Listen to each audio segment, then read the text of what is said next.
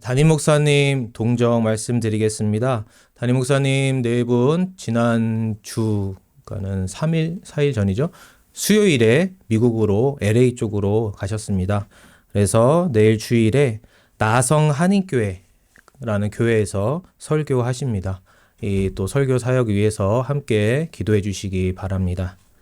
말씀 증거하겠습니다. 2주 전에 함께 살펴보신 것처럼 룻기 1장 6절을 보시면 나오미는 여호와께서 자기 백성을 돌보셨다는 소식을 듣게 됩니다. 그래서 남편과 두 아들을 잃은 나오미는 이제 더 이상 이방 땅에서 살 수가 없어서 자신의 고향인 베들레헴으로 돌아오려고 합니다. 그래서 7절을 보시면 있던 곳에서 나왔다라고 말씀합니다. 그런데 이때 나오미만 나온 것이 아니라 두 며느리인 오르바와 룻도 나오미와 함께 하였습니다.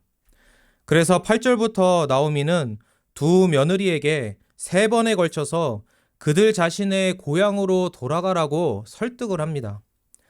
이것이 당연한 것은 이제 나오미에게는 두 며느리를 책임질 힘이 없기 때문입니다.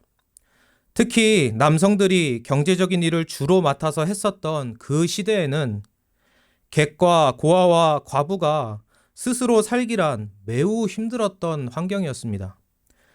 어떤 주석에서는 사회보장 제도가 제대로 갖추어지지 않았던 고대 사회에서는 남편과 자녀가 없는 여성은 창기 노릇을 하거나 국어를 하는 것 외에는 생계를 유지할 방법이 거의 없었다라고까지 말을 합니다.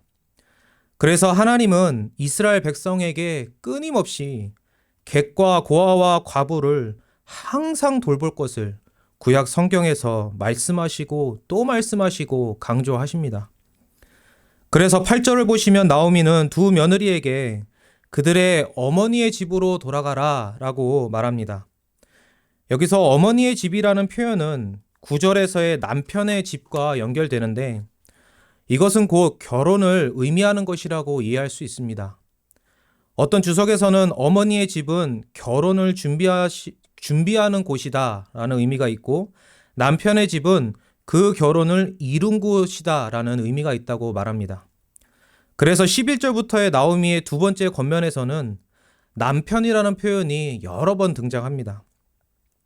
나오미에게는 더 이상 그들을 돌봐줄 힘과 능력이 없기 때문에 두 며느리에게는 이방 땅인 베들레헴에 같이 가지 말고, 그러니까 두 며느리에게는 베들레헴이 이방 땅이기 때문에 그곳에 가지 말고 자신의 고향 땅에서 결혼하여 생계를 이어갈 것을 권면하고 있는 것입니다. 그러면서 나오미는 8절에서 너희가 죽은 자들과 나를 선대한 것 같이 여호와께서 너희를 선대하시기를 원하며 라고 말합니다. 여기서 선대라는 히브리어 단어는 헤세드입니다.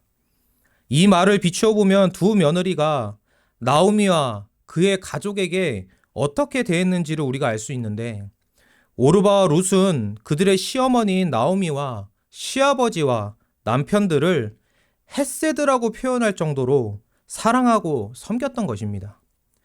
그래서 나오미는 두 며느리에게 여호와 하나님께서 베푸시는 헤세드가 그들에게 있기를 소원하며 진심으로 자신의 고향집으로 돌아갈 것을 권면하고 있는 것입니다.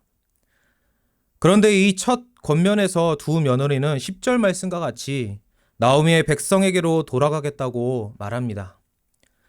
그래서 11절부터 나오미는 두 번째 권면을 시작합니다. 두 번째 권면의 핵심은 아까 말씀드린 것처럼 바로 남편입니다. 여기서 나오미가 이렇게 남편을 강조하는 이유는 룻기 전체를 봤을 때는 앞으로 등장할 기업 물을 자에 대한 예고와 같은 것이라고 볼 수 있지만, 즉 룻기의 주제가 바로 이 문제 해결을 향해 나아간다는 것을 미리 보여주는 것이다 라고 생각해 볼 수 있지만, 나오미가 지금 이곳에서 의미하는 것은 두 며느리의 생계와 삶입니다. 남편이 있어야 두 여인이 그 어려운 시대에 어려운 상황에서 정상적으로 생활할 수 있고 생계를 유지할 수 있기 때문에 그러한 것입니다. 이 두 번째 권면이 있은 후 오르바는 자신의 고향 집으로 돌아갔지만 룻은 돌아가지 않았고 14절 말씀처럼 나오미를 붙쫓았습니다. 여기서 붙였다라는 히브리어 단어는 굳게 잡고 늘어지다라는 의미입니다. 동서 오르바는 시어머니의 2번의 권면에 따라 자신의 고향집으로 돌아갔지만 룻은 그렇게 하지 않은 것입니다. 그녀는 시어머니 나오미를 굳게 붙들므로 나오미와 함께 베들레헴으로 돌아가겠다는 강한 의지를 보여주고 있습니다. 그래서 15절부터 나오미가 룻에게 3번째 권면을 합니다. 15절을 보시면 나오미는 남편을 통해 권면한 것을 넘어서서 이제는 백성과 신이라는 표현으로 넘어갑니다. 여기서 나오미가 백성과 신을 말하며 룻에게 권면한 이유는 이 두 개념이 한 사람의 가장 본질적인 정체성이기 때문입니다. 우리가 그리스도인이라는 것과 우리가 대한민국 사람이라는 것은 사실 나를 규정하는 가장 큰 나의 정체성입니다. 그래서 나오미는 룻을 돌이키게 하기 위해 이러한 강한 개념을 사용하여 너의 나라 그리고 너의 나라가 믿는 신에게로 돌아가라고 권면하는 것입니다. 그런데 16절과 17절에서 룻은 우리가 전혀 예상할 수 없는 대답을 합니다. 여기서 룻은 크게 3가지 내용의 결의를 밝히고 17절 후반부에서는 자기를 저주하는 맹세로 끝을 맺습니다. 먼저 첫 번째로 룻이 강하게 결단한 것은 나오미가 가는 곳에 자신도 가고 나오미가 머무는 곳에 자신도 머물겠다는 것입니다. 이 말은 단지 나오미가 베들레헴까지 갈 동안 배웅해주는 정도가 아니라 그곳에서 그녀와 평생 살겠다는 강한 의지입니다. 살아있을 동안 자신의 시어머니 나오미에게 충성을 다하겠다는 것입니다.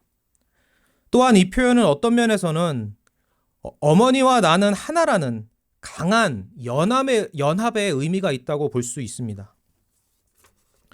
그리고 두 번째로 룻은 나오미와 함께 가는 이유의 핵심이 무엇인지를 밝히는데 그것은 바로 나오미의 백성이 자신의 백성이 되고 즉 자신은 이제 더 이상 모압 여인이 아니라 이스라엘 민족의 여인이다.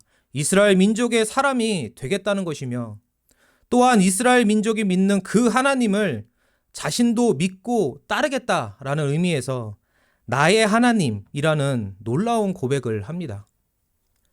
그리고 17절 후반부에서는 나오미와 함께 죽는 것뿐만 아니라 나오미의 시신이 묻힌 그 무덤에까지 함께 묻히겠다고 말을 합니다. 그리고 후반부에서는 죽는 일 외에 나오미를 떠나면 여호와께서 자신에게 벌을 내리시고 또 내리시기를 원한다라고 말을 합니다. 이 벌을 내리시고 또 내리시기 원한다라는 이러한 표현은 이스라엘 민족이 사용하는 가장 강력한 호소임과 동시에 가장 무서운 맹세의 방법입니다. 즉 룻은 지금 이스라엘 민족의 표현 방식을 그대로 사용하고 있는 것입니다. 그뿐만이 아니라 룻은 이 맹세를 여호와의 이름으로 하고 있습니다. 지금 룻은 일반적으로 신을 지칭하는 호칭이 아니라 이스라엘 민족만이 사용하는 언약의 하나님을 가리키는 이름인 여호와를 사용하고 있는 것입니다. 즉 룻은 자신도 이스라엘 민족이 믿는 그리고 나오미가 믿고 있는 그 여호와 하나님을 자신도 믿겠다는 것을 강하게 표현하고 있는 것입니다. 살아있는 동안 충성할 뿐만 아니라 죽기까지 그리고 죽어서도 충성하겠다는 룻. 그리고 심지어 자신의 민족을 바꾸고 모압이 숭배하는 그모스라는 우상이 아닌 이제 유일한 진정한 신이신 여호와 하나님을 믿고 따르겠다는 룻. 그리고 이 모든 것을 버리면 여호와께서 자신에게 벌을 내리실 것이라는 강한 저주의 맹세까지 한 룻에게 18절 말씀처럼 나오미는 더 이상 아무 말도 하지 못했습니다. 이러한 룻의 고백과 모습은 아브라함을 떠올리게 합니다. 하나님의 말씀에 따라 본토, 친척, 아버지의 집을 떠나 하나님께서 지시하신 가나안 땅으로 갔던 아브라함처럼 지금 룻도 그러한 믿음의 여정을 가고 있는 것입니다. 그래서 룻기 2장 12절에서 보아스는 룻이 여호와 하나님의 날개 아래 보호를 받으러 왔다라고 말합니다. 그렇다면 룻이 이렇게 고백할 수 있는 그 동기와 원인은 무엇일까요? 모압 여인이 갑자기 여호와 하나님을 자신의 하나님으로 고백하고 이스라엘 민족에 자신도 들어갈 것이라고 고백하고, 사실 이 고백은 입교와 같습니다. 내가 이제 교회에 속하겠다라는 것입니다. 그러면서 그녀와 같은 동족이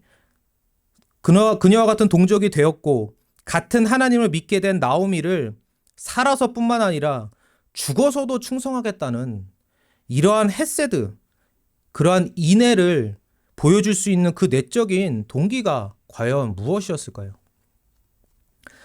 앞서 살펴본 것처럼 나오미와 두 며느리의 관계가 돈독한 것을 비추어 봤을 때 나오미의 선한 영향력으로 인해 룻이 하나님을 믿게 되었다고 생각해 볼 수도 있을지 모릅니다. 그렇지만 이것은 본문을 봤을 땐 사실 납득하기가 어렵습니다. 왜냐하면 나오미는 이방 땅에서 10년 안에 남편과 두 아들을 다 잃었기 때문입니다. 남편이 떠난 것도 슬픈 일이지만 자신의 자녀를 모두 먼저 보내는 것은 부모에게 있어서는 너무나 큰 아픔입니다.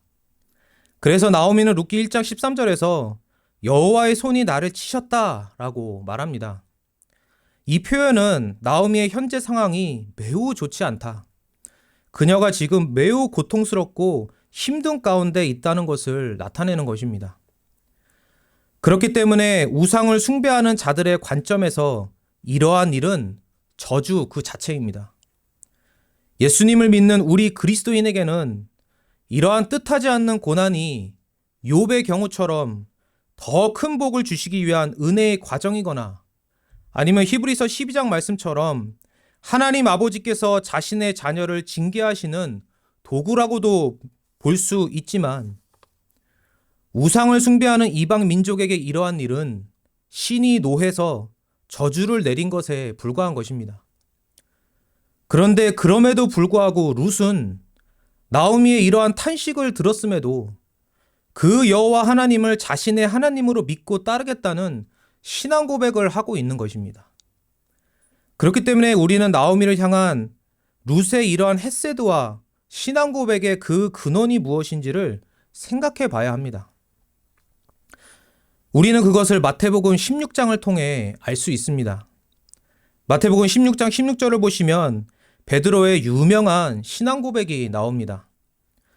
당시 사람들은 예수님을 세례 요한 또는 엘리야 또는 예레미야나 선지자 중 한 사람으로 알고 있었습니다. 그런데 예수님께서 제자들에게 그러면 너희는 나를 누구라고 믿고 있느냐? 라고 물으셨을 때 베드로는 주는 그리스도시요 살아계신 하나님의 아들이시니이다 라는 그 유명한 고백을 하게 됩니다.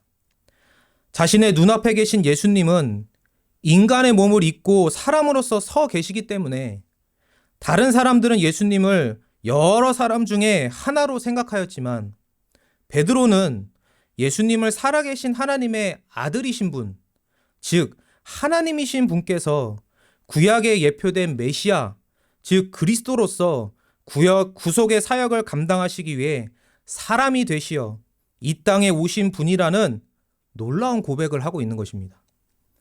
자신의 눈으로는 육신의 예수님을 보고 있지만 믿음의 눈으로는 사람이신 그분이 동시에 하나님이시라는 그러한 고백을 한 것입니다. 이것이 어떻게 가능한지에 대해 예수님은 그 고백을 매우 기뻐하시면서 17절에서 이렇게 말씀하십니다. 예수께서 대답하여 이르시되 바요나 시몬아 내가 복이 있도다. 이를 내게 알게 하니는 혈육이 아니요 하늘에 계신 내 아버지시니라. 베드로가 인간으로서는 도저히 불가능한 이러한 신앙 고백을 할 수 있었던 이유는 바로 하나님 아버지께서 성령으로 베드로를 감동하셔서 그러한 놀라운 하나님을 아는 지식과 믿음을 주셨기 때문입니다. 이 고백 안에는 하나님에 대한 지식과 구원에 대한 지식이 모두 들어 있습니다. 그리고 로마서 10장 말씀처럼 마음으로 믿게 하신 이 진리를 또한 예수님은 그의 믿음의 내용이 참됨을 확증하시기 위해 베드로의 입으로 고백하게 하신 것입니다. 이처럼 신앙 고백은 하나님의 전적인 주권으로 인한 은혜의 역사입니다. 그래서 요한복음 1장 12절과 13절에서는 예수님을 영접하면 하나님의 자녀가 되는 권세를 주시는데, 이 자녀됨은 사람의 뜻이나 의지가 아니라 바로 하나님께로부터 난 것이다 라고 말씀하며, 요한복음 3장에서는 이를 성령으로 다시 태어나는 것이다 라고 말씀합니다. 요한복음 3장에서 예수님은 니고데모에게 이렇게 말씀하십니다. 내가 내게 거듭나야 하겠다 하는 말을 놀랍게 여기지 말라. 바람이 임의로 불매 내가 그 소리는 들어도 어디서 와서 어디로 가는지는 알지 못하나니 성령으로 난 사람도 다 그러하니라. 이처럼 한 사람이 거듭나 예수 그리스도에 대한 믿음을 고백하고 하나님 아버지의 자녀가 되는 일은 바로 성령의 내적인 은밀한 역사 때문입니다. 그래서 예수님은 요한복음 14장에서 16장까지 해서 또 다른 보혜사이신 성령에 대해 말씀해 주실 때, 성령은 예수 그리스도를 증언하는 분이다 라고 말씀하시며 요한복음 15장 26절입니다. 그리고 로마서 8장에서 사도 바울은 성령께서 우리가 하나님 아버지의 자녀임을 증언하신다 라고 말씀합니다. 이처럼 베드로에게 일어났던 그 유명한 신앙 고백은 오직 삼위일체 하나님의 은혜의 역사를 통해서 가능했던 것입니다. 사실 베드로와 예수님을 따르는 다른 제자들은 이 신앙 고백이 있은 후 예수님께서 자신의 죽으심과 부활에 대해 말씀하실 때 그것을 믿지 않고 베드로는 오히려 예수님을 꾸짖기까지 하였습니다.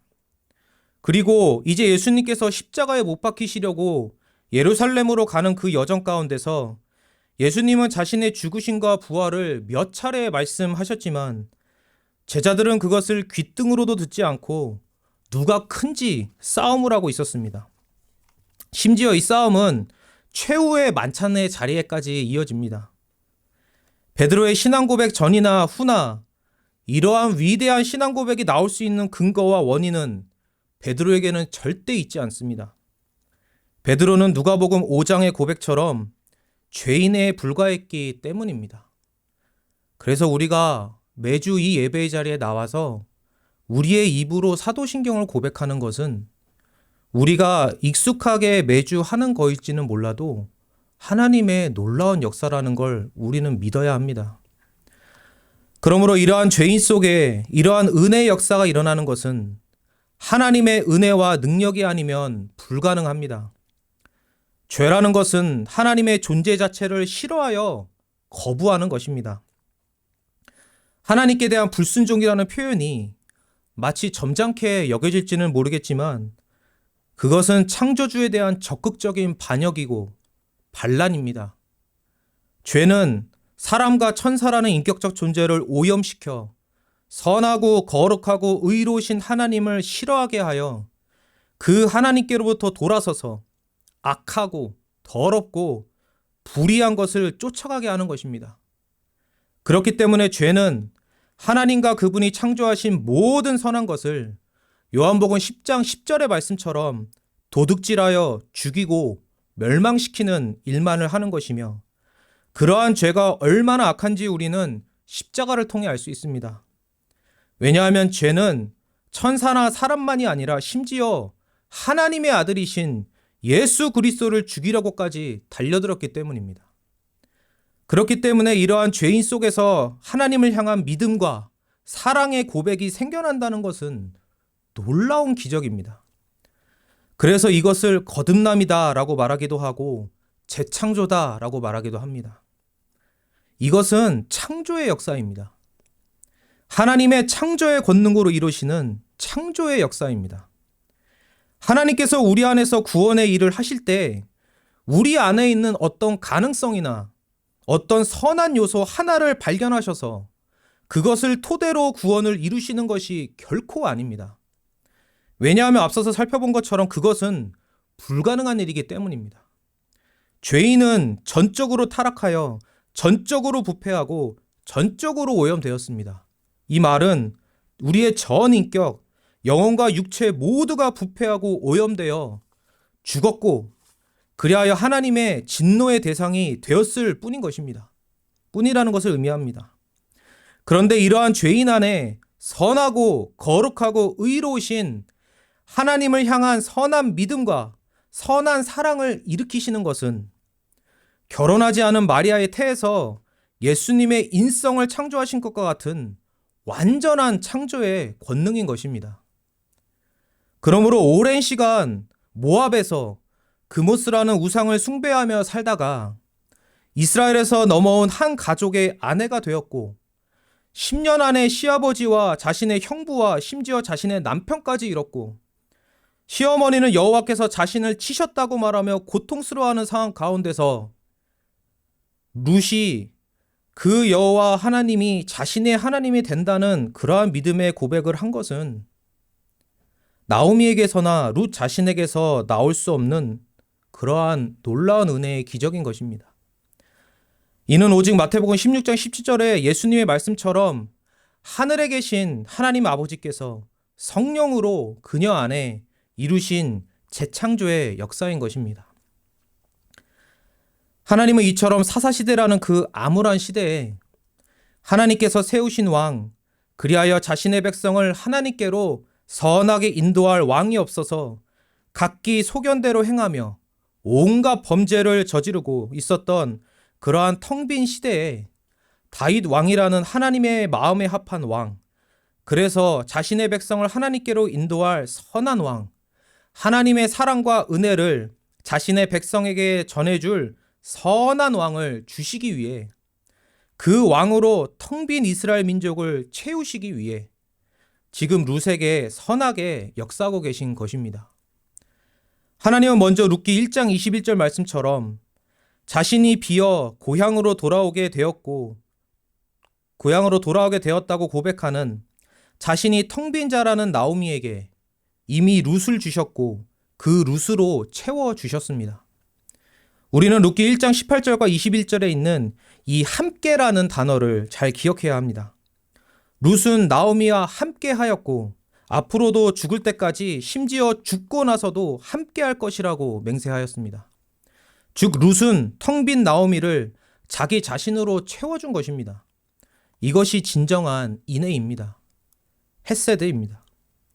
또한 이제 하나님은 사사시대라는 그 암울한 시대에 구원의 역사를 계속 이어나가시기 위해 이방 여인인 룻을 들어서 사용하셨습니다.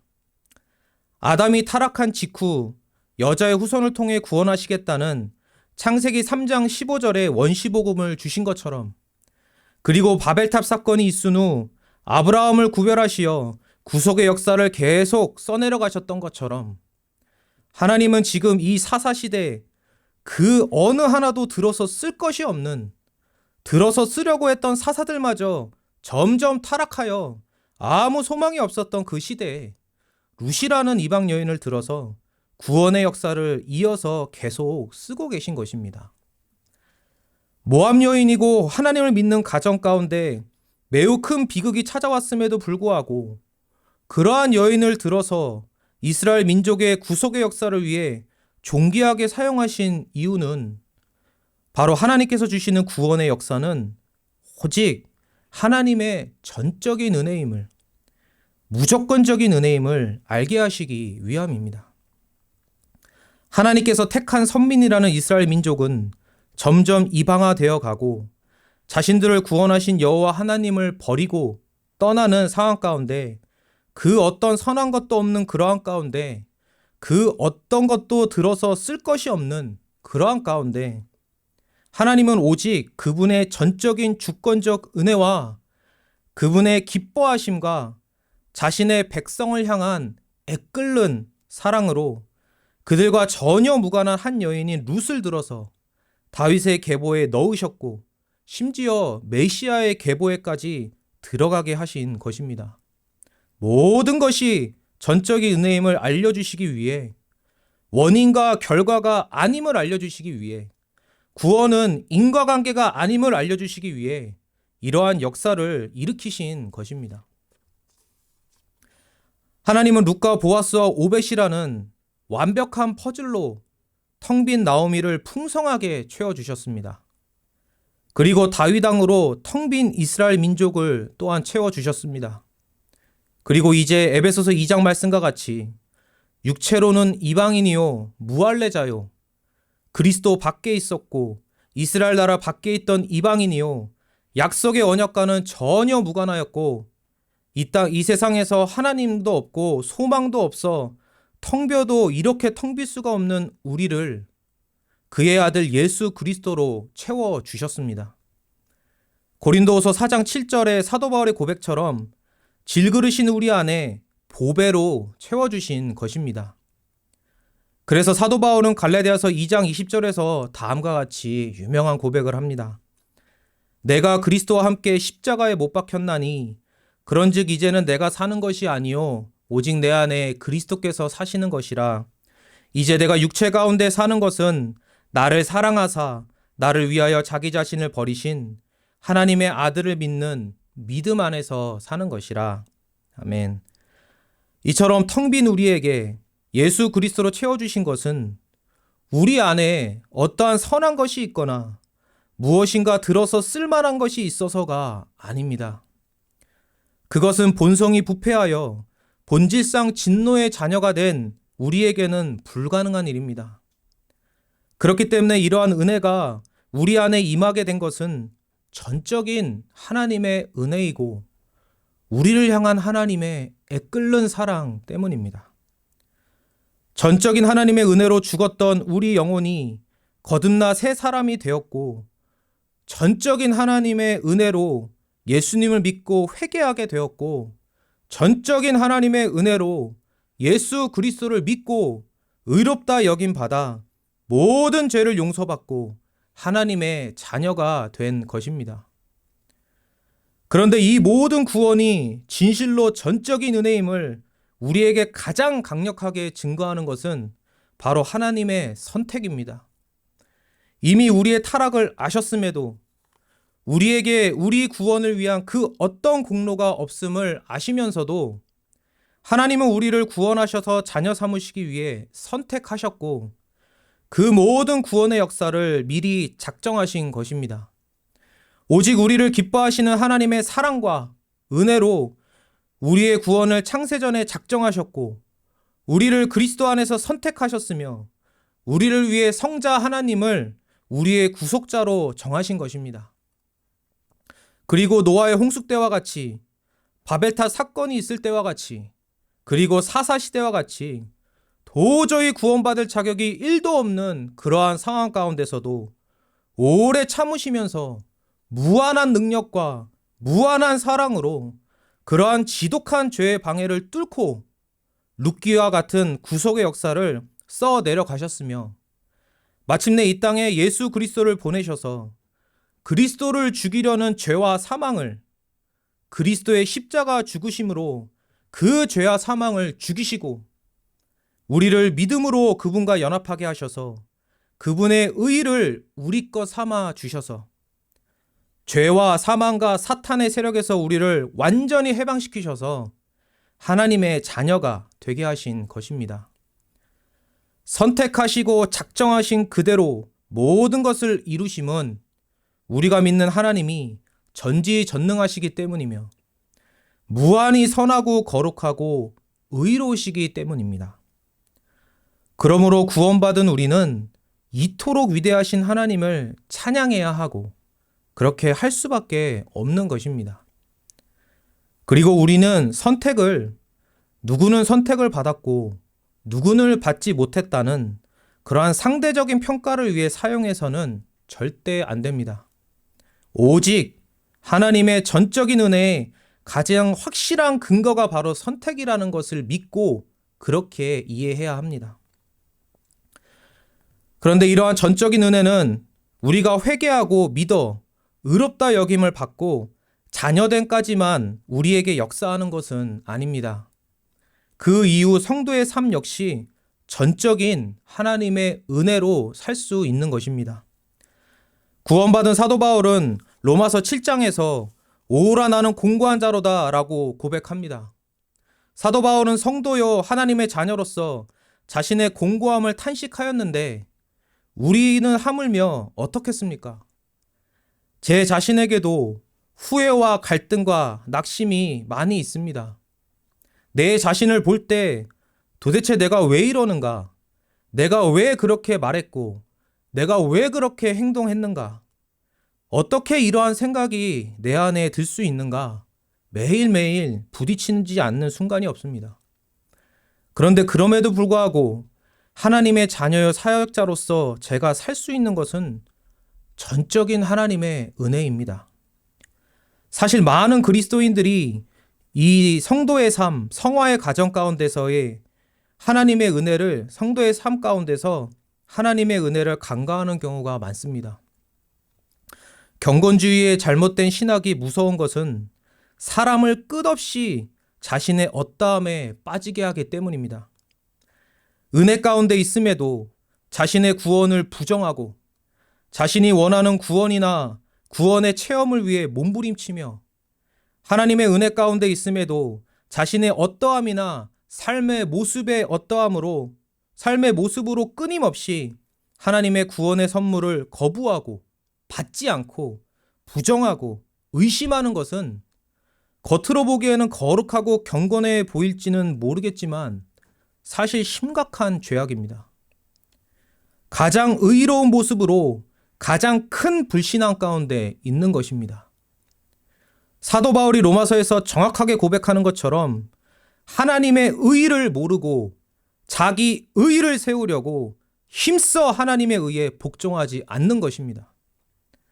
그래서 히브리서 기자가 우리가 그리스도의 도의 초보를 버리고 죽은 행실을 회개함과 하나님께 대한 신앙과 세례들과 안수와 죽은 자의 부활과 영원한 심판에 관한 교훈의 털을 다시 닦지 말고 완전한 대로 나아갈지라 라고 말하는 것입니다. 그렇다면 히브리서 기자가 말하는 완전한 대는 무엇입니까? 예수 그리스도의 인격과 사역입니다. 예수 그리스도의 그 놀라운 존재와 우리를 위한 구원의 사역과 그것을 믿는 믿음인 것입니다. 이것이 히브리서의 전체 내용입니다. 그래서 히브리서 기자는 그리스도에 대한 모든 진리를 알고 믿는 성도에게 이렇게 권면합니다. 히브리서 10장 38절과 39절 말씀입니다. 나의 의는 믿음으로 말미암아 살리라. 또한 뒤로 물러가면 내 마음이 그를 기뻐하지 아니하리라 하셨느니라. 우리는 뒤로 물러가 멸망할 자가 아니요 오직 영혼을 구원함에 이르는 믿음을 가진 자니라. 아멘. 우리 성도의 삶은 믿음의 삶입니다. 내가 내 자신을 볼 때 연약하고 허물 많고 부족함이 많지만 그럼에도 불구하고 우리는 믿음으로 사는 의인입니다. 나의 모든 것이 하나님의 전적인 은혜라는 것, 내 존재와 삶 모두가 다 하나님의 은혜라는 것, 내 존재와 삶 모두가 오직 그리스도의 의로 의롭다 여김을 받게 되었다는 것. 그래서 이제 하나님은 나를 다시는 버리지 않으시고 나의 죄를 다시는 기억하지 아니하시고 나를 자녀로서 존귀하게 여기사 성도로서 자녀로서의 삶을 살게 하신다는 것. 내가 구원받은 것뿐만 아니라 내가 이 땅에서 살아가는 것 모두가 다 하나님의 은혜라는 것. 하나님께서 주시는 말씀과 성령과 능력으로 성도로서 살게 되며 또한 우리의 삶이 부족해도 이미 하나님은 우리의 존재와 모든 것을 그리스도의 의로 의롭다고 여겨주셨다는 것. 우리는 이것을 믿고 사는 자들이며 믿음으로 산다는 것은 바로 이처럼 하나님의 은혜로 산다는 것을 의미합니다. 로마서 8장 28절 말씀과 같이 모든 것이 합력하여 선을 이루게 하시어 우리를 이미 완성된 그 구원의 완성까지 끝까지 이끄시는 하나님이시고 에베소서 3장 20절 말씀처럼 우리가 구하거나 생각하는 것보다 더 넘치도록 능히 하고 계신 그 하나님, 그 하나님을 믿고 의지하여 나오미의 그 고난과 고통을 놀라운 구원의 복과 메시아의 계보의 복으로 바꿔주셨고 욥의 그 말 못할 고통을 하나님을 대면하게 하신 은혜로 바꾸어 주셨으며 하나님은 우리의 삶도 그렇게 이끌어가고 계십니다. 그러므로 우리가 지금 이 예배의 자리에 있는 것을 감사하시기 바랍니다. 이는 우리의 어떠함과 상관없이 우리에게 하나님의 은혜를 쏟아부어 주시는 은혜의 자리입니다. 그러므로 예배 드리는 내 자신의 상태에 함몰되어 내가 온전해야 제대로 예배를 드릴 수 있다는 생각이 아니라 이런 부족한 나도 이 자리에 부르셔서 은혜를 부어주고 계신 그 하나님을 바라보시기 바랍니다. 나는 내 삶과 내 상태가 온전하지 않기 때문에 나는 하나님 앞에 설 자격이 없다는 생각보다 그러한 부족한 나를 내 의가 아니라 나의 자질과 공로가 아니라 내 삶의 열매도 아니라 오직 예수 그리스도의 의로 의롭다고 여겨주고 계신 그 하나님을 바라보시기 바랍니다. 그 믿음의 풍성이 거할 때 삶의 열매가 있게 됩니다. 삶의 열매가 있어야 나의 믿음을 확증하는 게 아니라 물론 확증이 되죠. 근데 정말 하나님과 예수 그리스도의 그 십자가 은혜에 붙어 있을 때 우리에게 삶의 열매가 따라오는 것입니다. 그리고 부족하고 허물 많지만 자녀라는 놀라운 신분을 받게 된 우리 자신을 아버지께 전적으로 맡기시기 바랍니다. 하나님께 맡겨 하나님께서 원하시는 대로 선하고 거룩하게 빚으셔서 정결한 질그릇이 되도록 우리 자신을 맡기시기 바랍니다. 왜냐하면 하나님은 지금도 우리를 그렇게 빚고 계시기 때문입니다. 전적인 무조건적인 은혜를 우리에게 쏟아부어 주시는 그 하나님께 우리 자신을 전적으로 맡기셔서 하나님께서 우리를 어떻게 선하게 빚으시는지를 경험하고 누리시기 바랍니다. 그리고 전적인 은혜로 구원하시고 자녀 삼으셨고 전적인 은혜로 거룩하게 빚으시며 전적인 은혜로 천국에 들어가게 하실 하나님께 감사드리며 믿음과 소망과 사랑으로 항상 이 은혜 가운데 승리하시는 저와 여러분이 되기를 간절히 소원합니다. 기도하시겠습니다. 거룩하고 자비로우신 하나님 아버지 감사합니다. 우리에게 아무 공로 없고 들어서 쓰실 것 아무것도 없고 그리하여 지옥에 영원히 버려져 멸망당할 수밖에 없는 그러한 조건 가운데 있었사오나 사형수인 우리를 대신해 예수 그리스도께서 대신 사형을 당하시고 십자가에서 우리를 구원한 모든 죄값을 지불해 주셔서 그 그리스도의 의로 우리를 구원하시고 모든 죄 용서하시고 죄를 다시는 기억하지 않겠다 말씀하시고 하나님 앞에 담대히 나아가게 하셔서 자녀로서 그 전적인 은혜를 누릴 뿐만 아니라 모든 악을 선으로 바꾸시어 우리 성도의 삶을 선으로 가득하게 채우시는 그 하나님의 은혜 가운데 살아갈 수 있도록 인도하시니 감사합니다. 이러한 은혜를 항상 저희가 풍성히 누릴 수 있도록 우리의 마음의 눈을 크게 뜨게 하시고 높이 들게 하셔서 성경을 통하여 하나님 아버지와 예수 그리스도의 그 사랑과 은혜를 항상 집중하고 주목하며 바라볼 수 있도록 은혜 내려주시고 그 터 위에서 믿음의 삶의 열매들을 많이 맺게 하여 주시옵소서. 담임 목사님 굳게 붙들어 주셔서 가시는 곳마다 이러한 풍성한 은혜를 더하여 주시고 또한 미국에 있는 그 교회에서 아버지 말씀 선포하실 때 이러한 생명의 열매들이 가득 맺힐 수 있도록 인도하여 주시고 동행하시는 사모님의 건강과 안전도 지켜 보호하여 주시옵소서. 감사드리며 거룩하신 주 예수 그리스도의 이름으로 기도드립니다. 아멘.